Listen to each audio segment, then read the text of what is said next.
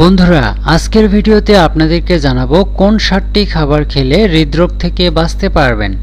হৃদরোগের সাথে সম্পর্কিত আরও যে দুটি প্রধান রোগ আছে, অর্থাৎ হাই ব্লাড প্রেশার এবং হাই কোলেস্টেরল, আমাদের দূর হয়ে যাবে।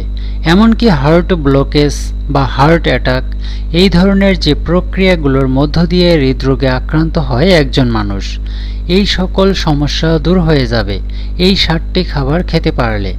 বন্ধু, এমন নয় যে 7টি খাবার আপনাকে প্রতিদিনই খেতে হবে। 7টি খাবারের মধ্যে থেকে 2 বা 3টি খাবার আপনি প্রতিদিন সঠিক সময়ে এবং সঠিক নিয়মে খাওয়ার চেষ্টা করুন। তো আজকের এই ভিডিওটিতে এই 7টি খাবারের নাম জানানোর পাশাপাশি এই 7টি খাবার কখন খেলে একজন মানুষের দেহে তা উপকার করবে, কোনো ধরনের ক্ষতি হবে না, পার্শ্ব প্রতিক্রিয়া হবে না, সেই সম্পর্কেও জানাবো। হৃদরোগে আক্রান্ত হওয়ার কিন্তু নির্দিষ্ট কোনো বয়সসীমা নেই। হয়তো আপনি শুনে থাকবেন যে 18 বছর বা 20 বছরের একজন তরুণও হঠাৎ করেই হার্ট অ্যাটাকে আক্রান্ত হয়েছেন। এর কারণ কি বন্ধু? কারণ তার দেহে খারাপ কোলেস্টেরল বেড়ে গিয়েছিল, রক্তচাপ বাড়তি ছিল, কিংবা তার হার্ট ব্লকেজ ছিল, কিন্তু সে এটা বুঝতেই পারেনি। কারণ বয়সের কারণেই আমরা দেহের ছোট ছোট এই ধরনের রোগের উপসর্গকে অবহেলা করি, মনে করি যে আমার তো বয়স কম, এখন কেন হৃদরোগ হতে যাবে। কিন্তু বন্ধু, আমাদের সচেতন হওয়া উচিত একদম শিশুকাল থেকেই। এই জন্য আজকে যে খাবারের নামগুলো জানাবো, এইগুলো একদম শিশুকাল থেকেই খাওয়ার অভ্যাস করতে হবে। ভয় পাবেন না বন্ধু, একদম ঘরোয়া খাবার, শুধুমাত্র তার নামগুলো আপনাকে জানতে হবে আর তার সঠিক সেবন পদ্ধতিও জানতে হবে। তো ভিডিওটি 1 সেকেন্ডও স্কিপ না করে শেষ পর্যন্ত দেখার অনুরোধ রইল। বন্ধুরা, হৃদরোগে আক্রান্ত হতে না চাইলে প্রথমেই আপনাকে উচ্চ পটাশিয়াম যুক্ত খাবার খেতে হবে। উচ্চ পটাশিয়াম আছে এমন একটি সাধারণ খাবার হলো কলা। যদি আপনি কলা প্রতিদিন 1টি বা 2টি খেতে পারেন, তাহলে এর পটাশিয়াম আপনার ধমনীর রক্ত চলাচল স্বাভাবিক রাখবে, ধমনীর প্রাচীরে চর্বি জমবে না এবং এতে করে কোনো ধরনের হার্ট ব্লকেজ হওয়ার সম্ভাবনা থাকবে না। এই জন্যই বন্ধু, প্রতিদিন 1টি বা 2টি করে পাকা কলা খাওয়ার অভ্যাস করুন। কলা খাবেন সবসময় সকালে নাস্তা করার 30 থেকে 40 মিনিট পরে পাকা কলা খেতে পারেন। এতে করে আপনার দেহে সারা দিনের জন্য এনার্জি সঞ্চিত হয়ে যাবে।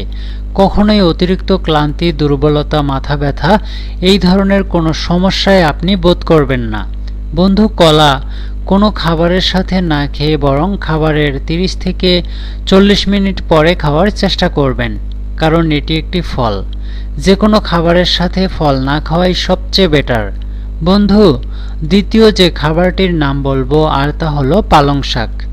এই পালং শাকে রয়েছে উচ্চ মাত্রার পটাশিয়াম, আরও আছে প্রচুর পরিমাণে ক্যালসিয়াম ও আয়রন।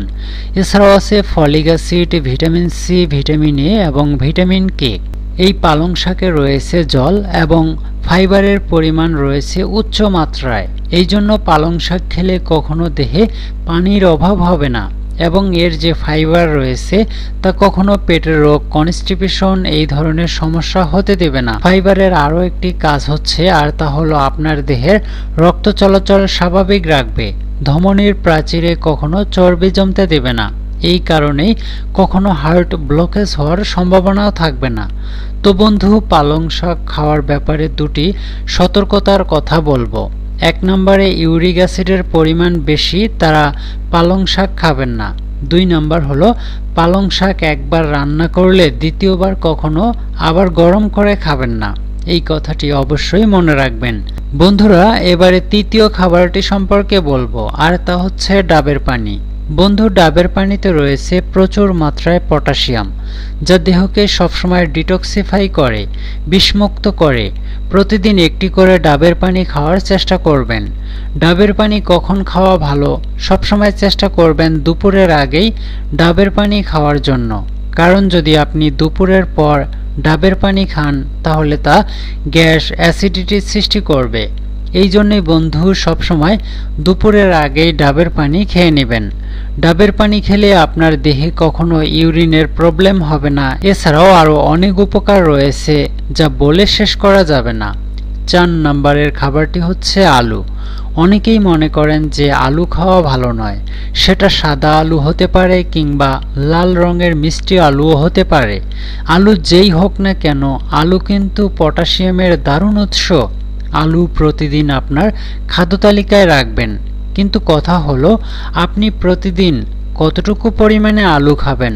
বন্ধু, বয়স, ওজন এবং উচ্চতা অনুযায়ী 50 থেকে 100 গ্রাম পরিমাণ আলু প্রতিদিন খেতে পারেন। বন্ধুরা, 5 নম্বরে আছে ডালিমের নাম। ডালিম, বেদানা বা আনার অনেকেই অনেক নামেই ডেকে থাকেন। বন্ধু, এই ফলটি প্রতিদিন অন্তত 50 থেকে 60 গ্রাম করে খাওয়ার চেষ্টা করুন।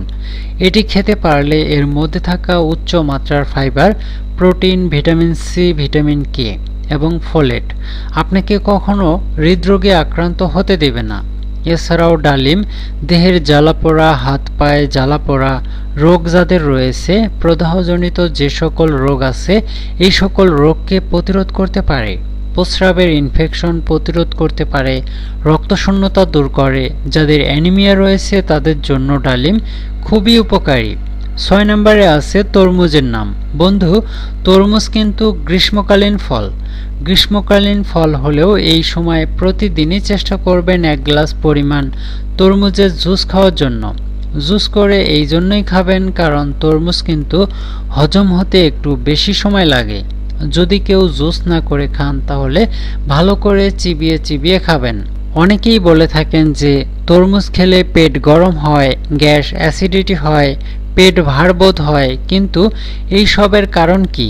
আপনি তরমুজ ভালো করে চিবিয়ে খাচ্ছেন না।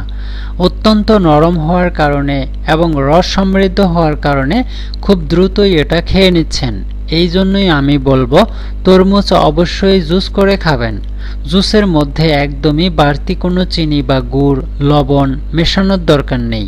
শুধুমাত্র ব্লেন্ডার বা জুসারে দিয়ে জুস করে এটি খেয়ে নেবেন। এর মধ্যে রয়েছে প্রচুর পরিমাণে পটাশিয়াম। এছাড়াও আরও এমন অনেক উপকারী উপাদান রয়েছে যা হৃৎপিণ্ডের স্বাস্থ্যের উন্নতি করে এবং কখনো heart attack, heart blockage, high cholesterol, high প্রেশারের মতো রোগে আপনি আক্রান্ত হবেন না। বন্ধু, 7 নম্বরের খাবারটি হলো কমলা লেবু। এর মধ্যে থাকা প্রচুর পরিমাণে পটাশিয়াম ও ভিটামিন সি আপনাকে হৃদরোগজনিত সকল সমস্যা থেকে মুক্ত রাখবে।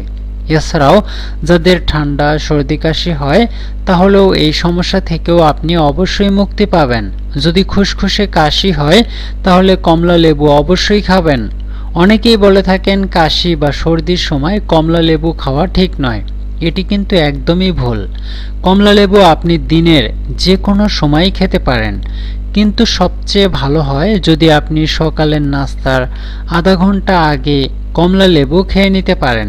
চেষ্টা করবেন কমলা চিবিয়ে চিবিয়ে খেতে, কিন্তু জুস করে খেলে এর ফাইবার আপনার দেহে প্রবেশ করবে না।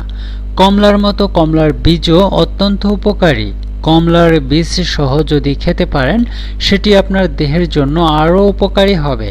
কমলার খোসা, বীজ অর্থাৎ সম্পূর্ণ কমলাটাই দেহের জন্য উপকারী। কমলার উপরের খোসাটাকে পাতলা করে ফেলে দিয়ে এর পরের খোসাটাকে যদি স্লাইস স্লাইস করে কেটে পানিতে ফুটিয়ে সেই পানি চায়ের মতো করে খেতে পারেন, এটিও আপনার হৃদরোগ প্রতিরোধ করবে। বন্ধু, এই 60টি খাবারের যে নাম বললাম, এই 60টি খাবারের প্রতিদিন 60টি খাওয়ার দরকার নেই। এর মধ্যে থেকে 1টি বা 2টি প্রতিদিন খাওয়ার অভ্যাস করুন। High blood pressure, high cholesterol, হৃদরোগ সংক্রান্ত সকল সমস্যা থেকে মুক্ত থাকবেন। তো বন্ধুরা, আজকের ভিডিওটি এই পর্যন্তই। ভিডিওটি দেখে আপনাদের কেমন লেগেছে অবশ্যই কমেন্ট বক্সে জানাতে ভুলবেন না। ভিডিওটি যদি ভালো লেগে থাকে তাহলে বেশি বেশি শেয়ার করে সবাইকে এই 60টি খাবারের উপকারিতা সম্পর্কে জানিয়ে দিবেন, যাতে সকলেই উপকৃত হতে পারেন। ধন্যবাদ, ভালো থাকবেন। দেখা হবে পরবর্তী নতুন কোনো ভিডিওতে।